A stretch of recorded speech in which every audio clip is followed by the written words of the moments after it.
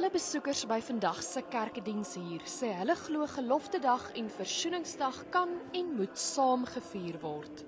As ek terugdink aan hierdie dag, dink ek nie aan 'n volk wat 'n ander volk haat nie. Ek dink spesifiek aan 'n God wat 'n volk gehelp het. En net so het elke volk sy eie storie. En hierdie is my storie, maar ons moet kyk na hoe die Here met elke volk werk en dit is wat ons saambring. Ja. Ek wil nog altyd graag Geloftedag by die monument gesien het en dis hoekom ek hier is. Ons is adjutant-offisier in die lugmag gewees en ons is nou afgetree, ons is op pensioen.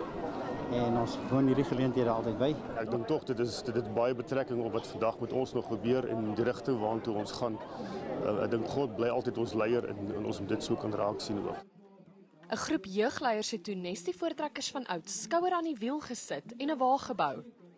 Die een is ook 'n kwart eeu gelede gebruik tydens die 150 jaar viering van die groot trek.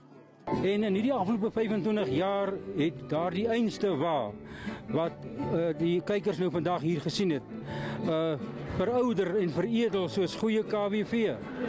En ons het die wa weer gaan afstof en weer reggemaak. Die jong klomp is daarna letterlik ingespan om die wa sommer ook te trek, met personeel van die monument en aanliggende Vryheidspark op die wakus. It brought to my mind the significance of having the two histories coming together for a future South Africa. Dit is 'n voorreg om deel te wees van die Afrikaner kultuur is lewendig, maar ook die Suid-Afrikaner kultuur.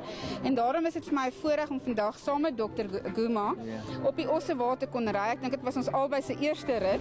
En volgende gaan hierdie einste wa wat nou die Versoeningswa heet na Pretoria Wes waar die ATKV dit vol geskenk en kospakkies gaan laai om aan behoeftige kinders uit te deel. Daniella de Plooy, Unies, Pretoria.